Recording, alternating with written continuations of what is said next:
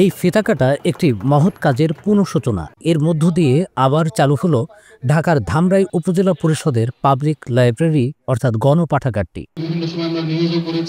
শুভক্ষণের করতালি ফোরাতেই টেবিলে বসে গণপাঠাগার নিয়ে কথা বলেছেন ধামরাই উপজেলা নির্বাহী অফিসার মোহাম্মদ মামনুন হাসান অনি।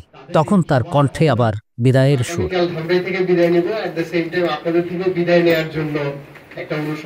নায়াসিনামাইড ও স্যালিসাইলিক সমৃদ্ধ লিলি ফেস ওয়াশ যা ফেসের ডেড স্কিন সেল দূর করে দেয় দ্বিগুণ ফাস্টার ব্রাইটেনিং। আলোচকরা জানান 1996 সালে ধামরাই পাঠাগারের যাত্রা শুরু হয়, তবে কিছুদিনের মধ্যেই এটি বন্ধ হয়ে যায়। দীর্ঘদিন পড়ে থাকায় পাঠাগার বৈষণ্য ছিল, অবকাঠামো ছিল জরাজীর্ণ।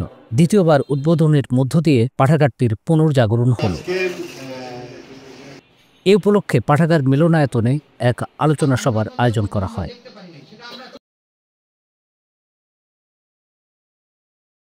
নায়াসিনামাইড ও স্যালিসাইলিক সমৃদ্ধ লিলি ফেস ওয়াশ যা ফেসের ডেড স্কিন সেল দূর করে দেয় দ্বিগুণ ফাস্টার ব্রাইটেনিং।